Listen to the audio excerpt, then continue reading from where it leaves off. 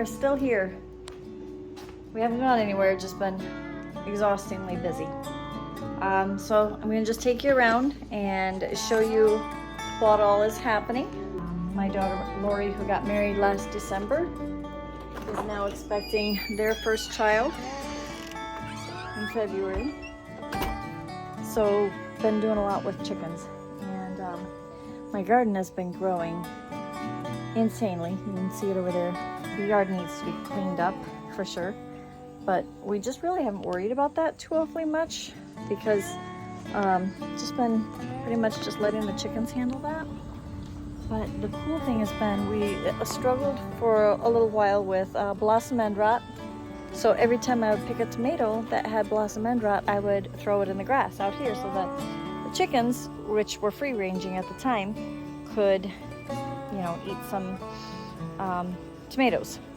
Well, they didn't really eat the tomatoes.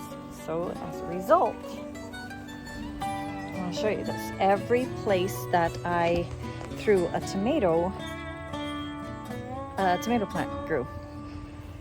So now I've got these random tomato plants all over my yard. So like there's one right there. There's another one right here. Let's see.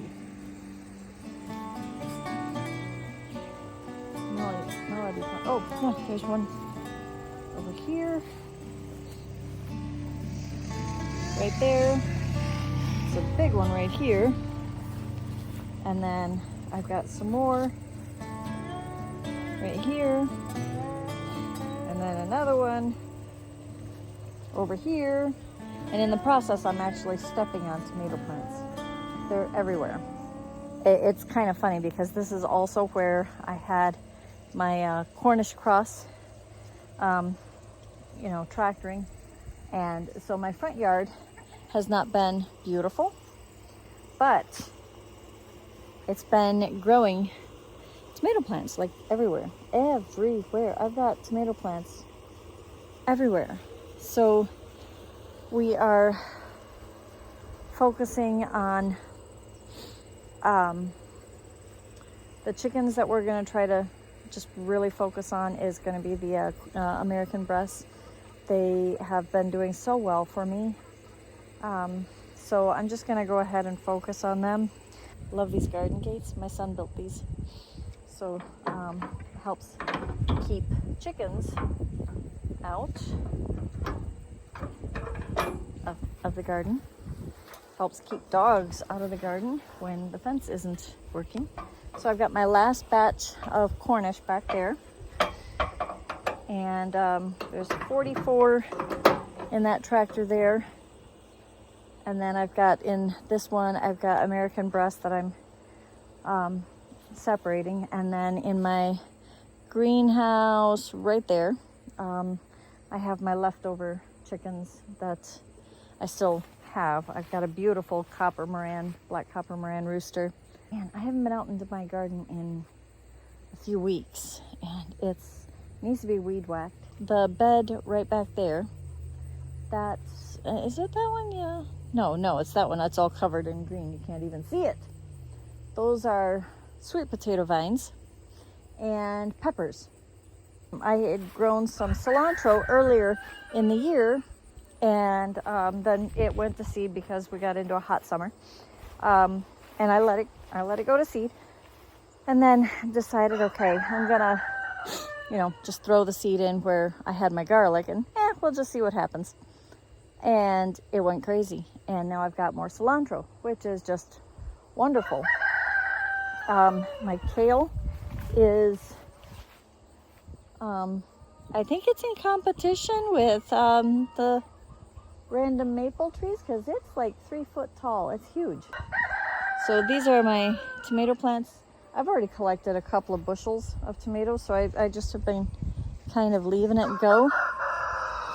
You know, if I want a tomato for supper or something, I'll come out here and pick a tomato, but I'm not really harvesting for canning anymore.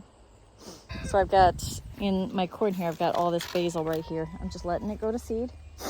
I also have these are some beans that I purposely did not harvest because they are aroma beans. Oh yeah, there's some good ones.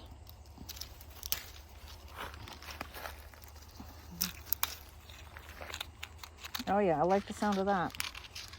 So we'll collect those seeds and I'll save them.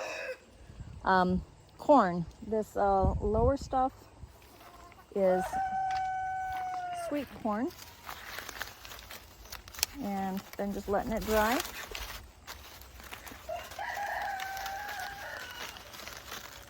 Yep.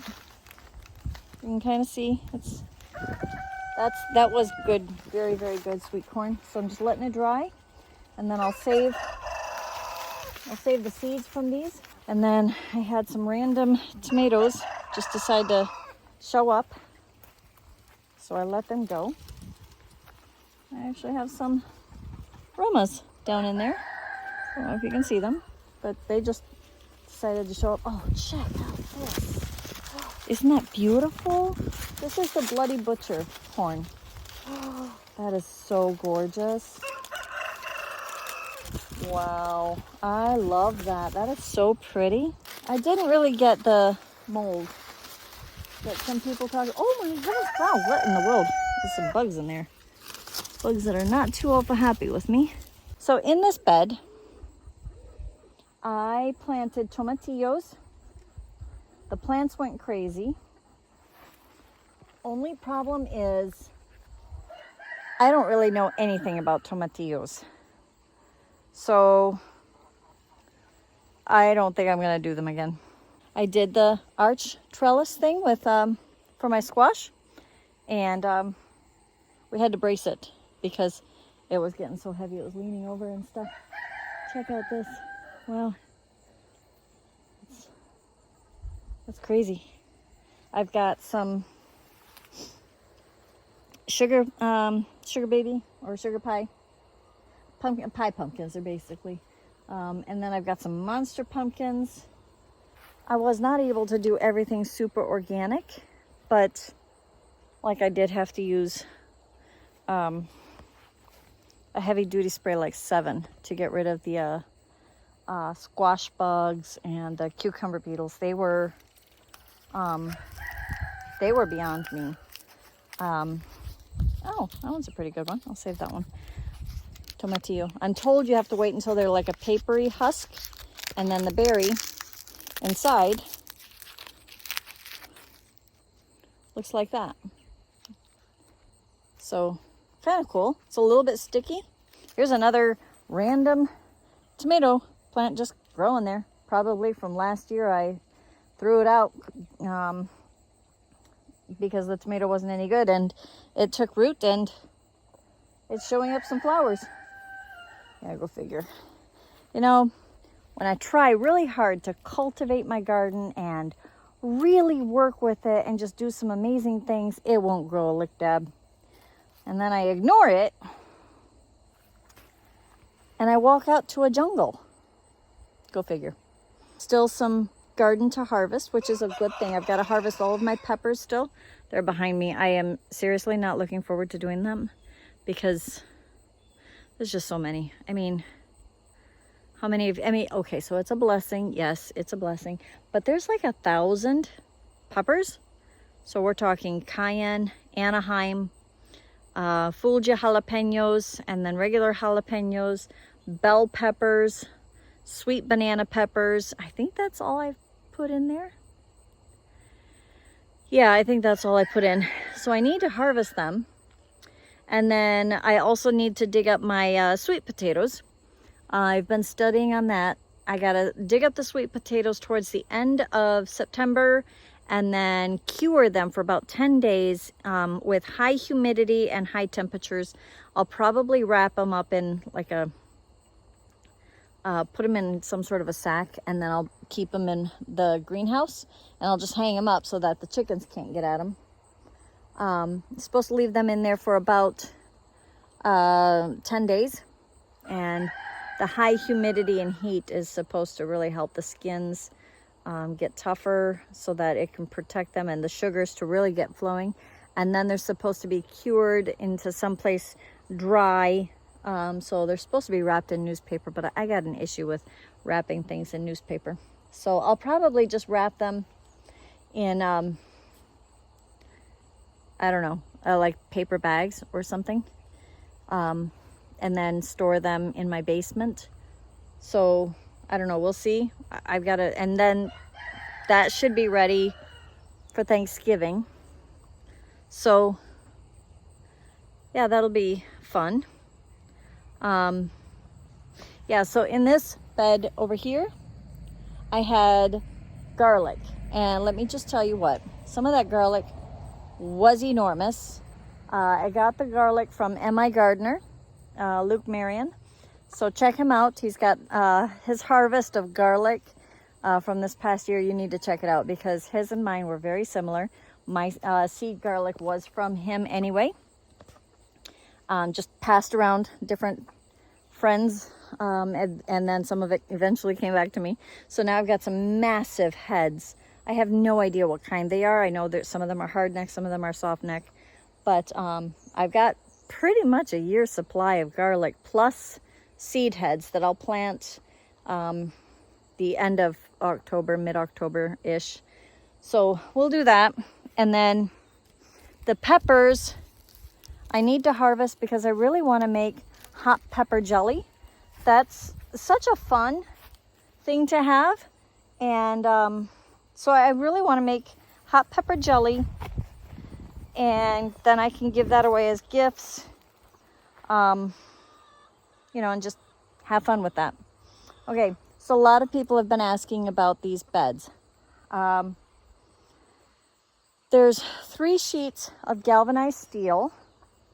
No, I don't coat them or anything, you know. There's only so much I can do.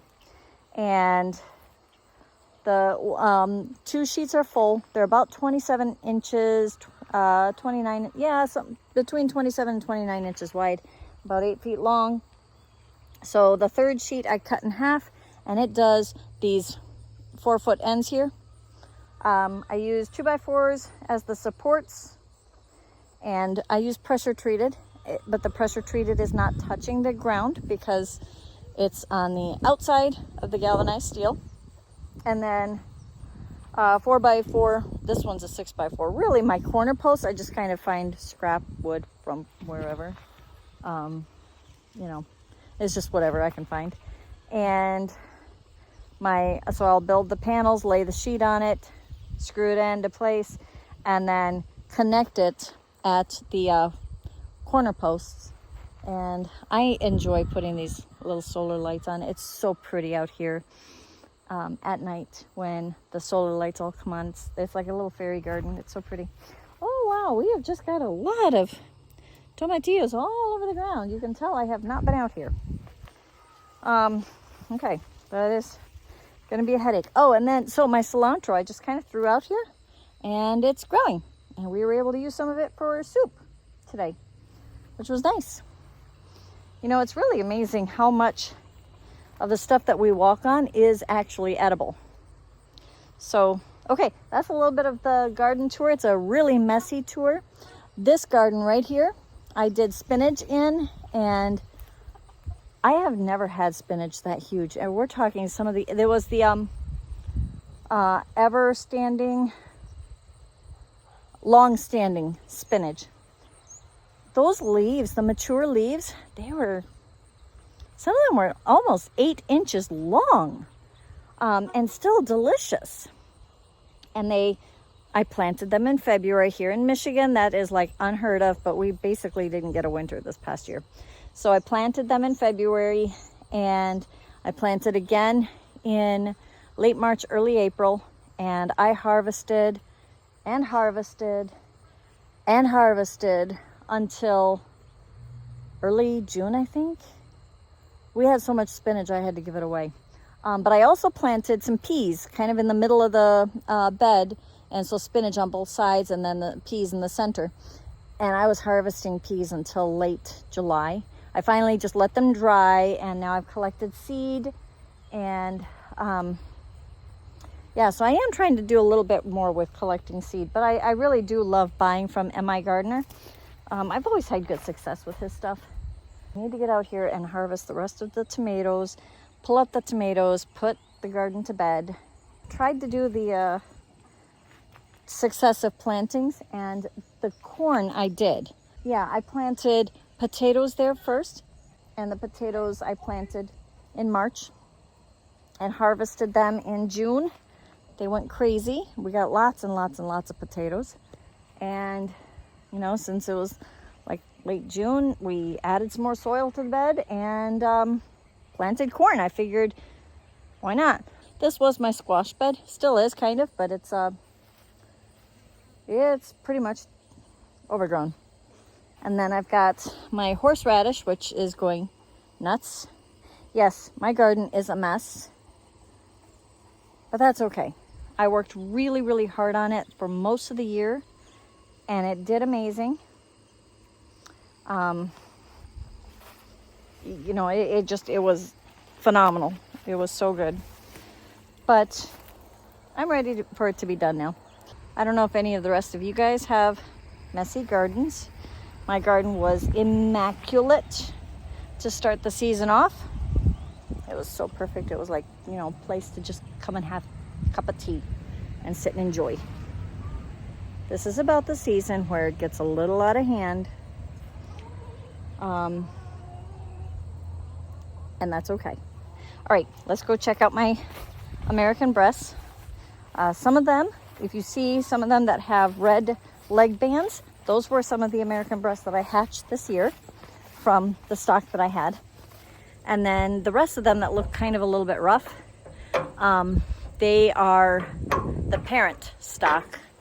And I have another rooster who would have been the parent of my younger ones, and he was pretty rough with the hens. He separated. I've got a beautiful rooster. I wish he had more length on his back, as is appropriate for an American breast, but you know, I'm happy for what I've got. Isn't he pretty? He's such a pretty boy. This is she's been pooped on, but that's one of my young hens. She's, I think, 20 weeks, and they've been laying eggs now for a few weeks. All right, until next time, guys. Hang in there. Happy farming, guys.